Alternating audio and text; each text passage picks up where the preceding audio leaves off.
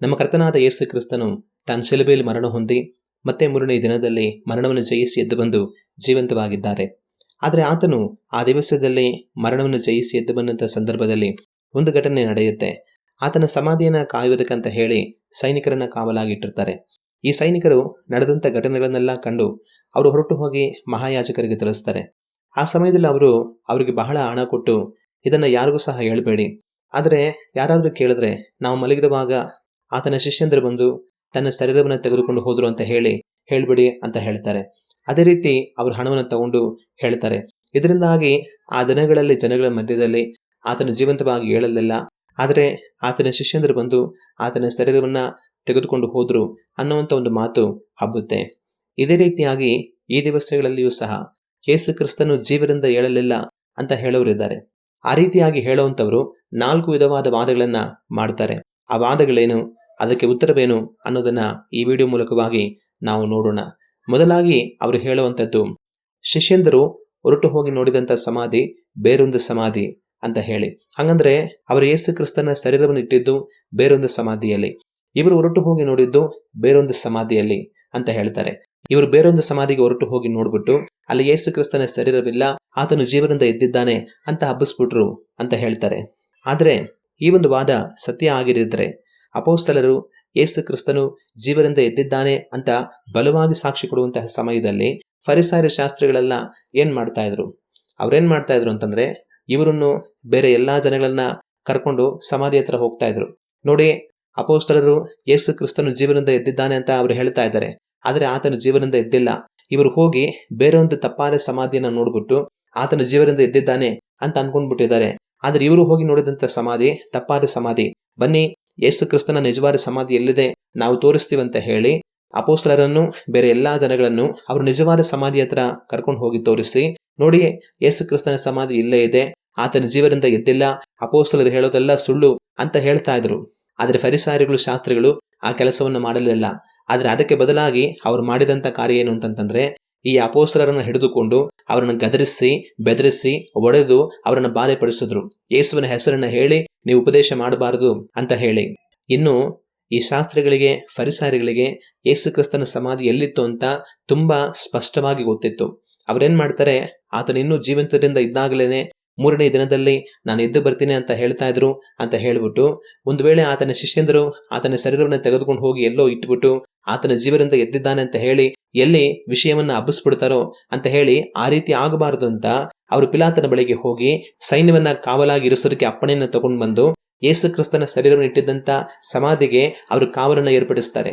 ಆಗ ಈ ಶಾಸ್ತ್ರಿಗಳಿಗೂ ಫರಿಸಾರಿಗಳಿಗೂ ಯೇಸು ಕ್ರಿಸ್ತನ ಸಮಾಧಿ ಎಲ್ಲಿತ್ತು ಅನ್ನೋದು ಸ್ಪಷ್ಟವಾಗಿ ಗೊತ್ತಿತ್ತು. ಹೀಗಿರುವಾಗ ಅಪೊಸ್ತಲರು ಯಾವುದೋ ಬೇರೆ ಸಮಾಧಿಯನ್ನು ನೋಡಿ ಯೇಸು ಕ್ರಿಸ್ತನ ಜೀವಂತವಾಗಿ ಎದ್ಬಿಟ್ಟಿದ್ದಾನೆ ಅಂತ ತಪ್ಪಾಗಿ ಅವರು ಅರ್ಥೈಸಿಕೊಂಡು ಬಂದು ಆತನ ಪುನರುತ್ಥಾನದ ವಿಷಯವಾಗಿ ಬಲವಾಗಿ ಸಾಕ್ಷಿ ಕೊಡ್ತಾ ಇದ್ದಾರೆ. ಈ ಶಾಸ್ತ್ರಿಗಳು ಫರಿಸಾರಿಗಳು ಆತನ ಸಮಾಧಿ ಎಲ್ಲಿದೆ ಅನ್ನೋದನ್ನ ಸ್ಪಷ್ಟವಾಗಿ ತಿಳಿದವರು ಅವರನ್ನ ಕರ್ಕೊಂಡು ಹೋಗಿ ಆ ಸಮಾಧಿಯನ್ನು ತೋರಿಸ್ತಾ ಇದ್ರು. ಆದ್ರೆ ಯೇಸು ಕ್ರಿಸ್ತನು ಮರಣವನ್ನು ಜಯಿಸಿ ಪುನರುತ್ಥಾನವಾಗಿ ಎದ್ದದ್ದು ನಿಜ. ಅದರಿಂದಲೇ ಅವರೇನನ್ನು ತೋರಿಸುವುದಕ್ಕಾಗದೆ ಅಪೊಸ್ತಲರನ್ನ ಬಾಯಿ ಮುಚ್ಚಿಸುವಂತ ಕೆಲಸವನ್ನ ಮಾಡಿದ್ರು. ಅಪೊಸ್ತಲರು ತಪ್ಪಾದ ಸಮಾಧಿಗೆ ಹೋಗಲಿಲ್ಲ. ಅವರು ಹೋಗಿ ನೋಡಿದ್ದು ಯೇಸು ಕ್ರಿಸ್ತನ ಶರೀರವನ್ನ ಯಾವ ಸಮಾಧಿಯಲ್ಲಿ ಇಟ್ಟಿದ್ರೋ ಅದೇ ಸಮಾಧಿಯನ್ನ. ಎರಡನೇದಾಗಿ ಯೇಸು ಕ್ರಿಸ್ತನ ಶರೀರವನ್ನ ಅನೇಕ ಸಮಾಧಿಗಳು ಒಟ್ಟಾಗಿರುವಂತ ಸ್ಥಳದಲ್ಲಿ ಅವರು ಇಡಲಿಲ್ಲ. ಆತನ ಶರೀರ ಇಡಲ್ಪಟ್ಟದ್ದು ಪ್ರತ್ಯೇಕವಾಗಿ ತೋಟದಲ್ಲಿದ್ದಂತ ಒಂದು ಸಮಾಧಿಯಲ್ಲಿ. ಆ ಸಮಾಧಿಯ ಸುತ್ತಮುತ್ತಲ ಬೇರೆ ಯಾವುದೇ ಸಮಾಧಿಗಳು ಸಹ ಇರಲಿಲ್ಲ. ಇದ್ದದ್ದು ಆತನ ಸಮಾಧಿ ಮಾತ್ರವೇ. ಆದ್ದರಿಂದ ಅಪೊಸ್ತಲರು ಬೇರೆ ಯಾವುದೋ ಒಂದು ಸಮಾಧಿ ಹತ್ರಕ್ಕೆ ತಪ್ಪಾಗಿ ಹೋಗಿ ಆತನ ಜೀವನದಿಂದ ಎದ್ದಿದ್ದಾನೆ ಅಂತ ಹೇಳೋದಕ್ಕೆ ಅವಕಾಶ ಇಲ್ಲ. ಎರಡನೇದಾಗಿ ಯೇಸು ಕ್ರಿಸ್ತನು ಜೀವನದಿಂದ ಏಳಲಿಲ್ಲ ಅನ್ನುವವರು ಮಾಡುವಂತ ವಾದ ಏನು ಅಂತಂತಂದ್ರೆ, ಶಿಷ್ಯಂದರು ಯೇಸು ಕ್ರಿಸ್ತನ ಶರೀರವನ್ನು ತೆಗೆದುಕೊಂಡು ಹೋಗಿ ಬೇರೆ ಎಲ್ಲೋ ಇಟ್ಬಿಟ್ರು ಅಂತ ಹೇಳಿ. ಆ ಮಹಾಯಾಜಕರು ಹಿರಿಯರು ಯಾವ ರೀತಿ ಸೈನಿಕರಿಗೆ ಆತನ ಶಿಷ್ಯರು ಬಂದು ಆತನ ಶರೀರವನ್ನು ತೆಗೆದುಕೊಂಡು ಹೋಗಿ ಎಲ್ಲೋ ಇಟ್ಬಿಟ್ರು ಅಂತ ಹೇಳಿ ಅಂತ ಹಣ ಕೊಟ್ಟು ಹೇಳಿಕೊಟ್ರು, ಅದೇ ಮಾತನ್ನ ಇವರು ಸಹ ಹೇಳ್ತಾರೆ. ಆತನ ಶಿಷ್ಯರು ಬಂದು ತನ್ನನ್ನ ತೆಗೆದುಕೊಂಡು ಹೋಗ್ಬಿಟ್ರು ಅಂತ ಹೇಳಿ. ಆದ್ರೆ ಈ ವಾದ ಸತ್ಯ ಆಗಿದ್ದಿದ್ರೆ ಆವತ್ತು ಯೇಸು ಕ್ರಿಸ್ತನ ಸಮಾಧಿಯನ್ನ ಕಾಯ್ತಾ ಇದ್ದಂತ ಸೈನಿಕರಿಗೆ ಮರಣ ಶಿಕ್ಷೆ ಆಗ್ತಾ ಇತ್ತು. ಕಾರಣ, ರೋಮ್ ಸಾಮ್ರಾಜ್ಯದಲ್ಲಿ ಒಂದು ವೇಳೆ ಅಪರಾಧಿ ತಪ್ಪಿಸ್ಕೊಳ್ತಾನೆ ಅಂತಂತಂದ್ರೆ ತನ್ನನ್ನ ಕಾಯ್ತಾ ಇದ್ದಂತ ಸೈನಿಕರಿಗೆ ಮರಣ ಶಿಕ್ಷೆ ಆಗುತ್ತೆ. ಪೇತ್ರನ ವಿಷಯದಲ್ಲಿ ಅದೇ ರೀತಿಯಾಗಿ ನಡೆಯುತ್ತೆ. ಪೇತ್ರನನ್ನ ಸೆರೆಯಲ್ಲಿಟ್ಟಿರ್ತಾರೆ, ಸೈನಿಕರು ಕಾವಲು ಕಾಯ್ತಾ ಇರ್ತಾರೆ. ಆದರೆ ದೇವದೂತ ಬಂದು ಪೇತ್ರನನ್ನ ಬಿಡಿಸ್ತಾರೆ. ಆದರೆ ಆನಂತರ ಆ ಸೈನಿಕರಿಗೆ ಮರಣ ಶಿಕ್ಷೆ ಆಗುತ್ತೆ. ಅಪೊಸ್ತಲನಾಗಿರುವಂಥ ಪೌಲನನ್ನ, ಸೀಲನನ್ನ ಸೆರೆಯಲ್ಲಿಟ್ಟಿರುವಾಗ ಮಹಾಭೂಕಂಪವಾಗಿ ಅವರ ಸರಪಣಿಗಳು ಕಳಚಿ ಬೀಳುತ್ತೆ. ಆದರೆ ಆ ಸಮಯದಲ್ಲಿ ಆ ಸೆರೆಯ ಯಜಮಾನ ಆತ್ಮಹತ್ಯೆ ಮಾಡ್ಕೊಳ್ಳೋದಕ್ಕೆ ಪ್ರಯತ್ನ ಮಾಡ್ತಾನೆ. ಕಾರಣ, ಸೆರೆಯಲ್ಲಿರುವಂಥವರೆಲ್ಲ ಒಂದು ವೇಳೆ ತಪ್ಪಿಸ್ಕೊಂಡು ಹೋಗ್ಬಿಟ್ಟಿರಬಹುದು, ನನಗೆ ಇನ್ನ ಮರಣ ಶಿಕ್ಷೆ ಆಗುತ್ತಷ್ಟೇ ಅಂತ ಅನ್ಕೊಂಡು ಅವನ ಆತ್ಮಹತ್ಯೆ ಮಾಡ್ಕೊಳ್ಳೋದಕ್ಕೆ ಪ್ರಯತ್ನ ಮಾಡ್ತಾನೆ. ಆಗ ಪೌಲು ತನ್ನನ್ನು ನಿಲ್ಲಿಸ್ತಾನೆ. ರೋಮ್ ಸಾಮ್ರಾಜ್ಯದಲ್ಲಿ ಅಪರಾಧಿಗಳು ತಪ್ಪಿಸ್ಕೊಂಡು ಹೋದರೆ ಅವರನ್ನು ಕಾಯುವಂಥ ಕಾವಲುಗಾರರಿಗೆ ಮರಣ ಶಿಕ್ಷೆ ಆಗುತ್ತೆ. ಯೇಸು ಕ್ರಿಸ್ತನ ಶರೀರವನ್ನ ಶಿಷ್ಯಂದರು ಎತ್ತುಕೊಂಡು ಹೋಗಿದ್ದು ನಿಜ ಆಗಿದ್ದರೆ ಆತನ ಸಮಾಧಿಯನ್ನ ಕಾವಲು ಕಾಯ್ತಾ ಇದ್ದಂಥ ಸೈನಿಕರಿಗೆ ಮರಣ ಶಿಕ್ಷೆ ಆಗಬೇಕಾಗಿತ್ತು. ಆದರೆ ಆ ರೀತಿಯಾಗಿ ಆಗಲಿಲ್ಲ. ಆದರೆ ಸೈನಿಕರು ಮಲಗಿರುವಾಗ ಆತನ ಶಿಷ್ಯಂದರು ಬಂದು ಆತನ ಶರೀರವನ್ನು ತೆಗೆದುಕೊಂಡು ಹೋದ್ರು ಅನ್ನೋದೇ ನಿಜ ಆಗದಿದ್ದರೆ, ಅವರು ಮಲಗಿರುವಾಗ ಶಿಷ್ಯಂದರು ಬಂದು ಆತನ ಶರೀರವನ್ನು ತೆಗೆದುಕೊಂಡು ಹೋದ್ರು ಅನ್ನೋದನ್ನ ನೋಡಿದವರು ಯಾರು? ಒಂದು ವೇಳೆ ಸೈನಿಕರೇ ಮಲಗಿರುವಾಗಲೇ ಆ ನಿದ್ರೆಯಲ್ಲಿ ಎಚ್ಚರಗೊಂಡು ಅವ್ರು ತಗೊಂಡು ಹೋಗ್ತಾ ಇರೋದನ್ನ ನೋಡಿದ್ರ? ಒಂದು ವೇಳೆ ಆ ರೀತಿ ಅವರು ನೋಡಿದಿದ್ದರೆ ಅವರು ಯಾಕೆ ಅವರನ್ನು ತಡೀಲಿಲ್ಲ? ಅಥವಾ ಒಂದು ವೇಳೆ ಅವ್ರು ತಗೊಂಡು ಹೋಗುವಾಗ ಸೈನಿಕರಿಗೆ ಎಚ್ಚರನೇ ಆಗಿಲ್ಲ ಅನ್ನೋ ಹಾಗಿದ್ರೆ ಅವ್ರಿಗೆ ಯಾವ ರೀತಿ ಗೊತ್ತಾಯಿತು ಶಿಷ್ಯಂದರು ಆತನ ಶರೀರವನ್ನು ತೆಗೆದುಕೊಂಡು ಹೋದ್ರು ಅಂತ? ಕನಸಿನಲ್ಲೇನಾದರೂ ಅವ್ರಿಗೆ ಕಾಣಿಸ್ತಾ? ಆದರೆ ಈ ಸೈನಿಕರು ಯಾವ ರೀತಿ ಆತನ ಸಮಾಧಿಯನ್ನು ಕಾಯ್ತಾ ಇದ್ರು ಅಂತಂತಂದರೆ, ಅವರು ಶಿಫ್ಟ್ ವೈಸಲ್ಲಿ ಆತನ ಸಮಾಧಿಯನ್ನು ಕಾಯ್ತಾ ಇದ್ರು. ಅಂದರೆ ಒಂದು ಗುಂಪು ಸೈನಿಕರು ಮಲಗಿದ್ರೆ ಇನ್ನೊಂದು ಗುಂಪು ಸೈನಿಕರು ಎಚ್ಚರವಾಗಿರ್ತಾರೆ. ಈ ಸೈನಿಕರು ಮಲಗಿದ್ರೆ ಇನ್ನೊಂದು ಗುಂಪು ಸೈನಿಕರು ಎಚ್ಚರವಾಗಿರ್ತಾರೆ. ಆ ರೀತಿಯಾಗಿ ದಿವಸದ 24 ಗಂಟೆಯೂ ಸಹ ಅವರು ಆತನ ಸಮಾಧಿಯನ್ನ ಕಾಯ್ತಾ ಇದ್ರು. ಅವರೆಲ್ಲರೂ ಮಲಗಿ ನಿದ್ರೆ ಮಾಡಿ ಶಿಷ್ಯಂದರು ಬಂದು ಆತನ ಶರೀರವನ್ನು ತೆಗೆದುಕೊಂಡು ಹೋಗೋದಕ್ಕೆ ಅವಕಾಶನೇ ಇಲ್ಲ. ಇನ್ನು ಆ ಸೈನಿಕರನ್ನ ಆ ಸ್ಥಳದಲ್ಲಿ 3 ದಿನ ವಿಶೇಷವಾದ ಕಾವಲಿಗೋಸ್ಕರ ನೇಮಿಸಲಾಗಿತ್ತು. ಅವರು 3 ದಿವಸ ಹಗಲು ರಾತ್ರಿ ಆ ಸಮಾಧಿಯನ್ನು ಕಾಯಬೇಕಾಗಿತ್ತು. ಅಷ್ಟೇ ಅವರಿಗೆ ಇದ್ದಂಥ ಕೆಲಸ. ಅದರಿಂದಾಗಿ 3 ದಿವಸ ಮಾತ್ರ ಅವರು ಕಾಯಬೇಕಾಗಿರೋದ್ರಿಂದ ಅವರು ತುಂಬ ಗಮನವಾಗಿ ಸಮಾಧಿಯನ್ನು ಕಾಯ್ತಾ ಇದ್ರು. ಮತ್ತಿನ್ನೊಂದು, ಒಂದು ವೇಳೆ ಶಿಷ್ಯಂದರು ಹೊರಟು ಹೋಗಿ ಆತನ ಶರೀರವನ್ನು ತೆಗೆದುಕೊಂಡು ಹೋಗಿರೋದು ನಿಜನೇ ಆಗಿದ್ದರೆ ಅಪೊಸ್ತಲರಿಗೆ ರೋಮ್ ಸಾಮ್ರಾಜ್ಯದ ಕಡೆಯಿಂದ ಮರಣ ಶಿಕ್ಷೆ ಆಗಬೇಕಾಗಿತ್ತು. ಕಾರಣ, ಯೇಸು ಕ್ರಿಸ್ತನ ಸಮಾಧಿಗೆ ಕಲ್ಲನ್ನು ಸರಿಸಿ ಅದರ ಮೇಲೆ ಮುದ್ರೆ ಹಾಕಲಾಗಿತ್ತು, ಅದನ್ನು ಯಾರು ಮುಟ್ಟಬಾರದು ಅಂತ ಹೇಳಿ. ಒಂದು ವೇಳೆ ಶಿಷ್ಯಂದರು ಬಂದು ಆ ಸೈನಿಕರನ್ನೆಲ್ಲ ಒಡೆದು ಆ ಕಲ್ಲನ್ನು ಸರಿಸಿ ಆತನ ಶರೀರವನ್ನು ತೆಗೆದುಕೊಂಡು ಹೋಗಿದ್ದಾರೆ ಅಂತಂತಂದ್ರೆ ಅವರು ರೋಮ್ ಸಾಮ್ರಾಜ್ಯದ ಮುದ್ರೆಯನ್ನ ಮೀರಿದ ಹಾಗೆ ಆಗ್ತಾ ಇತ್ತು. ಆಗ ಅವರಿಗೆ ಮರಣ ಶಿಕ್ಷೆ ಆಗ್ತಾ ಇತ್ತು. ಆದರೆ ರೋಮ್ ಸಾಮ್ರಾಜ್ಯದವರು ಅಪೊಸ್ತಲರಿಗೆ ಮರಣ ಶಿಕ್ಷೆಯನ್ನ ವಿಧಿಸಲಿಲ್ಲ. ಇತ್ತ ಕಡೆ ಸೈನಿಕರಿಗೂ ಮರಣ ಶಿಕ್ಷೆ ಆಗಲಿಲ್ಲ ಅಥವಾ ಅಪೊಸ್ತಲರಿಗೂ ಸಹ ಆಗಲಿಲ್ಲ. ಇದರಿಂದಾಗಿ ಗೊತ್ತಾಗುತ್ತೆ ಶಿಷ್ಯಂದರು ಯೇಸು ಕ್ರಿಸ್ತನ ಶರೀರವನ್ನ ತೆಗೆದುಕೊಂಡು ಹೋದರು ಅಂತ ಹೇಳುವಂಥ ವಾದ ಸುಳ್ಳು ಎಂಬುದಾಗಿ. ಮತ್ತಿನ್ನೊಂದು, ಶಿಷ್ಯಂದರು ಯೇಸು ಕ್ರಿಸ್ತನ ಶರೀರವನ್ನ ತೆಗೆದುಕೊಂಡು ಹೋಗಿ ಎಲ್ಲೋ ಮುಚ್ಚಿಟ್ಟು ಆತನು ಜೀವಂತವಾಗಿದ್ದಾನೆ ಅಂತ ಹೇಳಿ ಜನಗಳಿಗೆ ಸುಳ್ಳನ್ನು ಹೇಳ್ತಾ ಇದ್ದಿದ್ದರೆ, ಅವರನ್ನು ಹೊಡೆಯುವಾಗ, ಬಡಿಯುವಾಗ, ಹಿಂಸೆ ಪಡಿಸುವಾಗ, ಕೊಲ್ಲುವಾಗ ಅವ್ರ ಸತ್ಯವನ್ನ ಹೇಳ್ಬಿಡ್ತಾ ಇದ್ರು. ಇಲ್ಲ, ನಾವು ಈ ರೀತಿ ಆತನ ಶರೀರವನ್ನು ತೆಗೆದುಕೊಂಡು ಹೋಗಿ ಇಂಥ ಸ್ಥಳದಲ್ಲಿ ಮುಚ್ಚಿಟ್ಟಿದ್ದೇವೆ ಅಂತ ಅವ್ರ ಸತ್ಯವನ್ನ ಒಪ್ಕೊಂಡು ಬಿಡ್ತಾ ಇದ್ರು. ಜನಗಳನ್ನ ಸುಳ್ಳನ್ನು ನಂಬುವ ಹಾಗೆ ಮಾಡುವುದಕ್ಕೋಸ್ಕರ ಅವರು ಅಷ್ಟೊಂದು ಶ್ರಮೆಯನ್ನ ಅನುಭವಿಸ್ತಾ ಇರಲಿಲ್ಲ. ಇನ್ನು ಆ ಶಿಷ್ಯಂದರ ಕುರಿತಾಗಿ ನಾವು ನೋಡುವುದಾದರೆ, ನಮ್ಮ ಕರ್ತನಾದ ಯೇಸು ಕ್ರಿಸ್ತನು ಜೀವಂತವಾಗಿ ಅವರ ಜೊತೆಲಿ ಇದ್ದುಕೊಂಡು ಸೇವೆ ಮಾಡ್ತಾ ಇದ್ದಂಥ ಕಾಲದಲ್ಲಿ ಅವರು ಬಹಳ ಹೆದರಿಕೆ ಉಳ್ಳವರಾಗಿದ್ರು. ಯೇಸುವೆ, ನಿಮಗೋಸ್ಕರ ನಾವು ಸಾಯುವುದಕ್ಕೂ ಸಿದ್ಧ ಅಂತ ಎಲ್ಲರೂ ಹೇಳಿದ್ರು. ಆದರೆ ಯೇಸು ಕ್ರಿಸ್ತನನ್ನ ಹಿಡಿದುಕೊಂಡು ಹೋದಾಗ ಎಲ್ಲರೂ ಓಡಿ ಹೋದರು. ಅವ್ರ ಜೀವಕ್ಕೆ ಹೆದರುವಂಥವರಾಗಿದ್ದರು. ಪೇತ್ರನು ತನ್ನ ಜೀವಕ್ಕೆ ಹೆದರಿ ಯೇಸು ಕ್ರಿಸ್ತನು ಯಾರೋ ನನಗೆ ತಿಳಿದೇ ಇಲ್ಲ ಅಂತ 3 ಸರಿ ಹೇಳ್ಬಿಡ್ತಾನೆ. ಆದರೆ ಈ ರೀತಿ ಭಯವುಳ್ಳಂಥ ಶಿಷ್ಯಂದರುಗಳು ಮರಣಕ್ಕೂ ಸಹ ಹೆದರದೆ ಧೈರ್ಯವಾಗಿ ಬಲವಾಗಿ ಯೇಸು ಕ್ರಿಸ್ತನು ಜೀವಂತವಾಗಿದ್ದಾನೆ ಅನ್ನೋದಕ್ಕೆ ಸಾಕ್ಷಿ ಕೊಡ್ತಾರೆ. ಅದಕ್ಕೆ ಕಾರಣ ಏನು? ಅದಕ್ಕೆ ಕಾರಣ ಅವರು ಹೇಳ್ತಾ ಇದ್ದಿದ್ದು ಸತ್ಯ. ಅವರು ಒಂದು ವೇಳೆ ಯೇಸು ಕ್ರಿಸ್ತನ ಶರೀರವನ್ನು ತೆಗೆದುಕೊಂಡು ಹೋಗಿ ಎಲ್ಲೋ ಮುಚ್ಚಿಟ್ಟು ಜನಗಳಿಗೆ ಸುಳ್ಳನ್ನು ಹೇಳ್ತಾ ಇದ್ದಿದ್ದರೆ ಆ ಸುಳ್ಳನ್ನು ಸಮರ್ಥಿಸಿಕೊಳ್ಳೋದಕ್ಕೋಸ್ಕರ ಇಷ್ಟೆಲ್ಲ ಶ್ರಮೆಯನ್ನು ಅನುಭವಿಸುವುದಕ್ಕೆ ಅವರು ತಮ್ಮನ್ನು ಒಪ್ಪಿಸಿಕೊಡ್ತಾ ಇರಲಿಲ್ಲ. ಆದರೆ ಎಲ್ಲ ಥರ ಹಿಂಸೆ ಅನುಭವಿಸೋದಕ್ಕೂ ಸಾಯುವುದಕ್ಕೂ ಅವರು ಸಿದ್ಧರಾಗಿದ್ದರು. ಅದಕ್ಕೆ ಕಾರಣ ಅವರು ಹೇಳ್ತಾ ಇದ್ದಿದ್ದು ಸತ್ಯ. ಅವರು ಯೇಸು ಕ್ರಿಸ್ತನು ಜೀವಂತವಾಗಿರುವುದನ್ನು ಪ್ರತ್ಯಕ್ಷವಾಗಿ ಕಂಡರು. ಆತನೊಡನೆ ಅವರು ಸಂಚರಿಸಿದ್ರು. ಅದರಿಂದಾಗಿ ಅವರು ಯಾವುದಕ್ಕೂ ಹೆದರದೆ ಯೇಸು ಕ್ರಿಸ್ತನು ಜೀವಂತವಾಗಿದ್ದಾನೆ ಅನ್ನೋದಕ್ಕೆ ಸಾಕ್ಷಿ ಕೊಟ್ಟರು. ಆಗ ಶಿಷ್ಯಂದರು ಆತನ ಶರೀರವನ್ನು ತೆಗೆದುಕೊಂಡು ಹೋಗಿ ಮುಚ್ಚಿಟ್ಟಿದ್ದಾರೆ ಅಂತ ಹೇಳುವಂಥದ್ದು ಸುಳ್ಳು. 3ನೇದಾಗಿ, ಯೇಸು ಕ್ರಿಸ್ತನು ಜೀವರಿಂದ ಏಳಲಿಲ್ಲ ಅನ್ನುವಂಥವರ ವಾದ ಏನು ಅಂತಂತಂದ್ರೆ, ಈ ಶಿಷ್ಯಂದರೆಲ್ಲ ಒಂದು ರೀತಿಯಾದ ಭ್ರಮೆಗೆ ಒಳಗಾಗಿದ್ರು. ಅವರು ಒಂದು ರೀತಿಯಾದ ಭ್ರಮೆಗೆ ಒಳಗಾಗಿ ಆತನ ಜೀವಂತವಾಗಿದ್ದಾನೆ ಆತನ ನಮಗೆ ಕಾಣಿಸ್ಕೊಂಡ ಅಂತ ಹೇಳ್ತಾ ಇದ್ರು ಅಂತ ಹೇಳ್ತಾರೆ.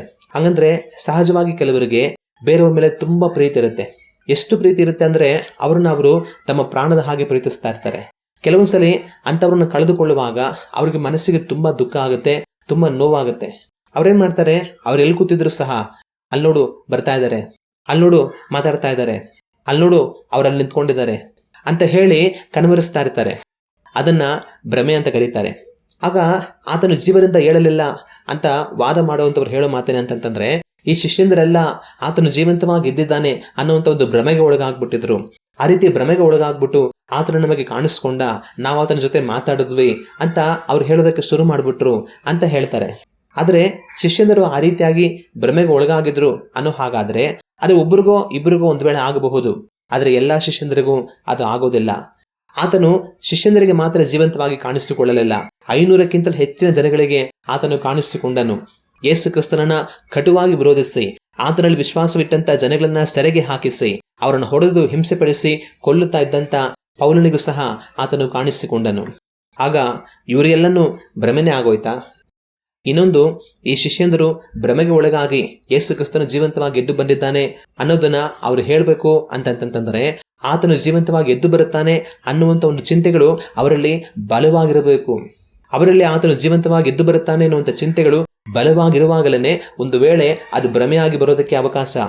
ಆದರೆ ಅಪೊಸ್ತಲರಿಗೆ ಆತನು ಜೀವಂತವಾಗಿ ಎದ್ದು ಬರ್ತಾನೆ ಅನ್ನುವಂಥ ಯಾವ ಚಿಂತೆಯೂ ಇರಲಿಲ್ಲ. ಇನ್ನು ಕೆಲ ಸ್ತ್ರೀಯರು ಯೇಸು ಕ್ರಿಸ್ತನು ಜೀವಂತವಾಗಿ ಎದ್ದಿದ್ದಾನೆ ಅನ್ನುವುದನ್ನು ಬಂದು ಶಿಷ್ಯಂದರಿಗೆ ಹೇಳುವಾಗ ಅವರದನ್ನ ನಂಬೋದಿಲ್ಲ. ಅವರು ಹೊರಟು ಹೋಗಿ ಸಮಾಧಿಯ ಬಳಿಯಲ್ಲೂ ಸಹ ನೋಡ್ತಾರೆ, ಸಮಾಧಿಯ ಕಲ್ಲು ತೆರೆಯಲ್ಪಟ್ಟಿರೋದನ್ನು ನೋಡ್ತಾರೆ, ಆ ಸ್ತ್ರೀಯರು ಹೇಳಿದ ಹಾಗೇನೆ ಎಲ್ಲ ಇದೆ ಅಂತ ನೋಡ್ತಾರೆ. ಆದರೆ ಯೇಸು ಕ್ರಿಸ್ತನು ಎದ್ದಿದ್ದಾನೆ ಅಂತ ಅವರು ನಂಬೋದಿಲ್ಲ. ಕೆಲ ಸ್ತ್ರೀಯರು ಯೇಸು ಕ್ರಿಸ್ತನು ಜೀವಂತವಾಗಿ ಎದ್ದಿದ್ದಾನೆ, ಆತನನ್ನ ನಾವು ನೋಡಿದ್ವಿ, ಆತನ ನಮಗೆ ದರ್ಶನವಾದ ಅಂತ ಹೇಳಿದ ನಂತರವೂ ಸಹ ಅವರು ದುಃಖ ಮುಖವಾಗಿಯೇ ಇರ್ತಾರೆ. ಹಾಗಂದ್ರೆ ಆ ಸುದ್ದಿ ಅವರ ಕಿವಿಗೆ ಬಿದ್ದ ನಂತರವೂ ಸಹ ಯೇಸು ಕ್ರಿಸ್ತನು ಜೀವಂತವಾಗಿ ಎದ್ದು ಬರ್ತಾನೆ ಅನ್ನೋದನ್ನ ಇನ್ನೂ ಅವರು ನಂಬಿರಲಿಲ್ಲ. ಆಗ ಶಿಷ್ಯರಲ್ಲಿ ಯೇಸು ಕ್ರಿಸ್ತನು ಜೀವಂತವಾಗಿ ಎದ್ದು ಬರ್ತಾನೆ ಅನ್ನುವಂಥ ಒಂದು ಯೋಚನೆಯೇ ಇರಲಿಲ್ಲ. ಆತನು ಎದ್ದು ಬಂದಿದ್ದಾನೆ ಅಂತ ಹೇಳಿದಾಗಲೂ ಸಹ ಅವರು ನಂಬಲಿಲ್ಲ.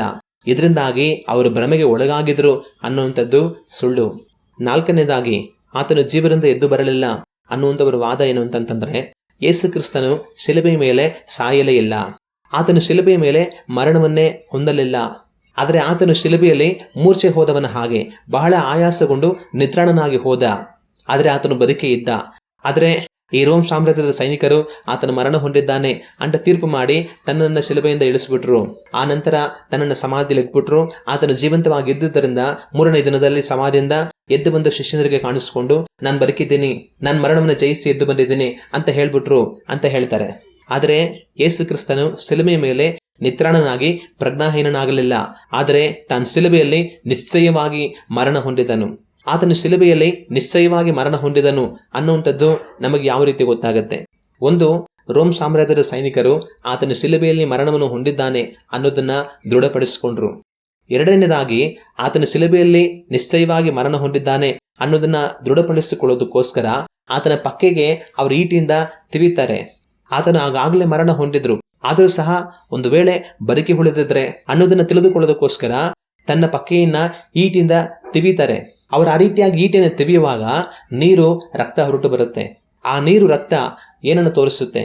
ಸೈನಿಕ ಈಟಿಯಿಂದ ಆತನ ಪಕ್ಕೆಯನ್ನ ತಿವಿದಾಗ ಆ ಈಟಿ ನೇರ ಹೋಗಿ ಆತನ ಹೃದಯಕ್ಕೆ ಚುಚ್ಚಿಕೊಳ್ಳುತ್ತೆ. ಹೃದಯದ ಸುತ್ತ ನೀರಿನ ಒಂದು ಕವಚ ಇರುತ್ತೆ, ಅದರಲ್ಲಿ ಸ್ವಲ್ಪ ಪ್ರಮಾಣದ ನೀರು ಇರುತ್ತೆ. ಈ ಸೈನಿಕ ಈಟಿನ ತಿವಿದಾಗ ಅದು ನೇರ ಆತನ ಹೃದಯಕ್ಕೆ ಚುಚ್ಚುತ್ತೆ. ಆ ಹೃದಯದ ಸುತ್ತಲಿದ್ದಂಥ ಆ ನೀರಿನ ಕವಚ ಒಡೆದು ನೀರು ಬರುತ್ತೆ, ರಕ್ತವೂ ಸಹ ಬರುತ್ತೆ. ಆ ಈಟಿಯ ತಿವಿತ ಆತನ ಹೃದಯವನ್ನ ಸೀಳಿತು. ಇದರಿಂದ ಆತನು ನಿಶ್ಚಯವಾಗಿ ಶಿಲುಬೆಯಲ್ಲಿ ಮರಣ ಹೊಂದಿದ ಅನ್ನೋದು ದೃಢವಾಗುತ್ತೆ. ಆದರೂ ಒಂದು ವೇಳೆ ತಾನು ಶಿಲುಬೆಯಲ್ಲಿ ಸಾಯಲಿಲ್ಲ, ತನ್ನನ್ನು ಹಾಗೆ ಇಳಿಸಿ ತಗೊಂಡು ಹೋಗಿ ಸಮಾಧಿಯಲ್ಲಿ ಇಟ್ಬಿಟ್ರು ಅಂತ ಹೇಳ್ತಾರೆ ಅಂತಂತಂದ್ರೆ, ಅವರನ್ನು ಸಮಾಧಿಯಲ್ಲಿ ಇಡೋದಕ್ಕಿಂತ ಮುಂಚೆ ಅವ್ರ ತಲೆಯಿಂದ ಕಾಲುವರೆಗೂ ಪೂರ್ತಿಯಾಗಿ ಬಟ್ಟೆಯನ್ನು ಸುತ್ತಿ ಅವರು ಇಡ್ತಾರೆ. ಯಹೂದ್ಯರ ಪದ್ಧತಿ ಪ್ರಕಾರ ಅವರು ಸಮಾಧಿ ಮಾಡುವಂಥ ಸಮಯದಲ್ಲಿ ಒಂದು ಶವಕ್ಕೆ ತಲೆಯಿಂದ ಕಾಲಿನವರೆಗೂ ಪೂರ್ತಿ ಬಟ್ಟೆಯನ್ನು ಸುತ್ತಿ ಅವರು ಇಡ್ತಾರೆ. ಒಂದು ವೇಳೆ ಯೇಸು ಕ್ರಿಸ್ತನು ಶಿಲುಬೆಯ ಮೇಲೆ ಮರಣವನ್ನು ಹೊಂದದೆ ಜೀವಂತವಾಗಿದ್ದು ತನ್ನನ್ನ ಬಟ್ಟೆಯಲ್ಲಿ ಸುತ್ತಿ ಸಮಾಧಿಯಲ್ಲಿ ಇಟ್ರು ಅನ್ನೋ ಹಾಗಿದ್ರೆ, ಆತನು ಆ ರೀತಿಯಾಗಿ ಬಟ್ಟೆಯನ್ನು ಸುತ್ತಿದ ನಂತರ ಉಸಿರಾಡೋದಕ್ಕೆ ಜಾಗವಿಲ್ಲದೆ ಒಳಗಡೆಯಲ್ಲಿ ಸತ್ತೋಗಿರ್ತಾರೆ. ಆದರೂ ಸಹ ತನ್ನನ್ನು ಆ ರೀತಿಯಾಗಿ ಬಟ್ಟೆಯಿಂದ ಸುತ್ತಿ ಇಟ್ಟ ನಂತರವೂ ಸಹ ತಾನು ಹೇಗೋ ಒಳಗಡೆಯಲ್ಲಿ ಉಸಿರಾಡಿಕೊಂಡು ಬದುಕಿದ್ರು ಅನ್ನೋದು ನಿಜ ಆಗಿದ್ದಿದ್ರೆ, ಮೂರನೇ ದಿನದಲ್ಲಿ ತಾನು ಸಮಾಧಿಯಿಂದ ಎದ್ದು ಬರಬೇಕಾಗಿರುವಂಥ ಸಮಯದಲ್ಲಿ ಆ ಬಟ್ಟೆಗಳನ್ನೆಲ್ಲ ಬಿಡಿಸಿಕೊಳ್ಳುವುದು ಯಾವ ರೀತಿ? ಯಹೂದಿ ಜನಗಳು ಬಟ್ಟೆಯಲ್ಲಿ ಯಾವ ರೀತಿ ಒಂದು ಮನುಷ್ಯನನ್ನ ಸುತ್ತಿ ಇಟ್ಟಿರ್ತಾರೆ ಅಂತಂತಂದ್ರೆ, ಆ ಒಳಗಡೆ ಇರುವಂತ ಮನುಷ್ಯ ಅದನ್ನ ಬಿಚ್ಚಿಕೊಳ್ಳೋದಕ್ಕೆ ಆಗಲ್ಲ, ಹೊರಗಡೆಯಿಂದನೇ ಯಾರಾದರೂ ತೆಗಿಬೇಕಾಗುತ್ತೆ. ಲಾಜರನನ್ನ ನಮ್ಮ ಕರ್ತನಾದ ಯೇಸು ಕ್ರಿಸ್ತನು ಸಮಾಧಿಯಿಂದ ಜೀವಂತವಾಗಿ ಎಬ್ಬಿಸಿದಾಗ ಅವನ ಬಟ್ಟೆಯಿಂದ ಕಟ್ಟಲ್ಪಟ್ಟವನಾಗಿನೇ ಬರ್ತಾನೆ. ಆನಂತರ ಯೇಸು ಕ್ರಿಸ್ತನು ಅವನ ಬಟ್ಟೆಯನ್ನು ಬಿಚ್ಚಿರಿ ಅಂತ ಹೇಳ್ತಾರೆ. ಕಾರಣ ಅವನು ಬಿಚ್ಚಿಕೊಳ್ಳೋದಕ್ಕೆ ಆಗಲ್ಲ, ಬೇರೆಯವರು ಹೊರಗಡೆಯಿಂದ ಬಿಚ್ಚಬೇಕು. ಅದೇ ರೀತಿ ಯೇಸು ಕ್ರಿಸ್ತನನ್ನ ಬಟ್ಟೆಯಿಂದ ಸುತ್ತಿ ಸಮಾಧಿಲಿಟ್ಟಿರುವಾಗ ಆತನು ಜೀವಂತವಾಗಿದ್ರೂ ಸಹ ಆತನು ಆ ಬಟ್ಟೆಯನ್ನ ಬಿಚ್ಚಿಕೊಳ್ಳೋದಕ್ಕೆ ಆಗಲ್ಲ, ಹೊರಗಡೆಯಿಂದ ಬೇರೆಯವರು ಬಿಚ್ಚಬೇಕಾಗತ್ತೆ. ಆಗ ಯೇಸು ಕ್ರಿಸ್ತನು ಒಂದು ವೇಳೆ ಜೀವಂತವಾಗಿದ್ರು ಅವ್ರ ಬಟ್ಟೆಯನ್ನ ಯಾವ ರೀತಿಯಾಗಿ ಬಿಚ್ಚಿಕೊಂಡ್ರು? ಆದರೂ ಸಹ ಒಂದು ವೇಳೆ ಯೇಸು ಕ್ರಿಸ್ತನು ಜೀವಂತವಾಗಿದ್ದು ಆ ಬಟ್ಟೆಯನ್ನೆಲ್ಲ ಹೇಗೋ ಅವರೇ ಬಿಚ್ಚಿಕೊಂಡು ಬಂದ್ಬಿಟ್ರು ಅಂತ ಹೇಳಿದ್ರು ಕೂಡ ಆತನು ತನ್ನನ್ನ ಸುತ್ತಿ ಇಟ್ಟಿದ್ದಂತ ಆ ಬಟ್ಟೆಗಳನ್ನೆಲ್ಲ ಬಿಚ್ಚಿಕೊಂಡ ನಂತರವೂ ಸಹ ಆತನು ಹೊರಗಡೆ ಬರ್ಬೇಕಂತಂದ್ರೆ ಆ ಸಮಾಧಿಗೆ ದೊಡ್ಡ ಕಲ್ಲನ್ನ ಅಡ್ಡವಾಗಿ ಇಟ್ಟಿದ್ರು. ಆ ಕಲ್ಲು ಸಹಜವಾಗಿ 1.5 ಟನ್ನಿಂದ 2 ಟನ್ ಇರುತ್ತೆ. ಅದನ್ನ ತಳ್ಳಬೇಕಂತಂದ್ರೆ ಕನಿಷ್ಠ ಪಕ್ಷ ಬಲವುಳ್ಳಂತ ಒಂದು 8 ಗಂಡಸರಾದ್ರೂ ಬೇಕಾಗ್ತಾರೆ. ಒಂದು 8 ಜನ ಇಲ್ದಿರ ಆ ಕಲ್ಲನ್ನ ಪಕ್ಕಕ್ಕೆ ತಳ್ಳೋದಕ್ಕೆ ಆಗಲ್ಲ.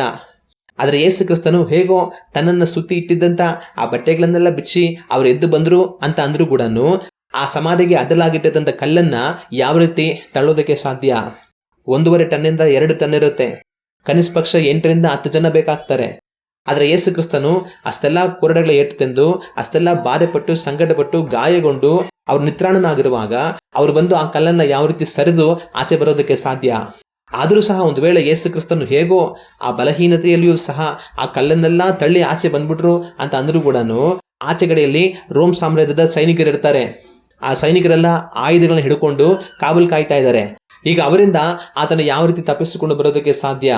ಆತನ ಕಲ್ಲನ್ನು ತಳ್ತಾ ಇರುವಾಗ ಅಲ್ಲಿ ಕಾವಲು ಕಾಯ್ತಾ ಇರುವಂಥ ಸೈನಿಕರಿಗೆ ಗೊತ್ತಾಗುತ್ತೆ. ಆತನು ಹೊರಗಡೆ ಬಂದ ನಂತರ ಆ ಸೈನಿಕರನ್ನು ಎದುರಿಸಬೇಕಾಗುತ್ತೆ. ಆತನು ಆ ಬಲಹೀನತೆಯಲ್ಲಿ ಆ ಸೈನಿಕರನ್ನು ಎದುರಿಸಿ ಅವರನ್ನು ಹೊಡೆದು ಎಲ್ಲರನ್ನು ಮಲಗಿಸಿ ಯೇಸು ಕ್ರಿಸ್ತನ ಬರೋದಕ್ಕೆ ಯಾವ ರೀತಿ ಸಾಧ್ಯ? ಆಗ ಇದೆಲ್ಲ ಅಸಾಧ್ಯವಾದ ಕಾರ್ಯ. ಯೇಸು ಕ್ರಿಸ್ತನು ಶಿಲುಬೆಯ ಮೇಲೆ ಮರಣ ಹೊಂದಿದ್ದು ನಿಜ. ತಾನು ಮರಣ ಹೊಂದಿ ಸಮಾಧಿಯಿಡಲ್ಪಟ್ಟು ಮತ್ತೆ ಮರಣವನ್ನು ಜಯಿಸಿ ಜೀವಂತವಾಗಿ ಎದ್ದು ಬಂದನು. ಆದರೆ ಆತನ ಮರಣ ಹೊಂದಲೆಲ್ಲ ಆತನು ನಿತ್ರಾಣಗೊಂಡಿರುವಾಗ ತನ್ನನ್ನು ಸತ್ತು ಹೋಗಿದ್ದಾರೆ ಅಂತ ಅನ್ಕೊಂಡು ಸಮಾಧಿಲಿ ಇಟ್ಬಿಟ್ರು, ಆನಂತರ ಆತನ ಎದ್ದು ಬಂದ್ಬಿಟ್ರು ಅನ್ನೋದೆಲ್ಲ ಸುಳ್ಳಾದ ವಾದ.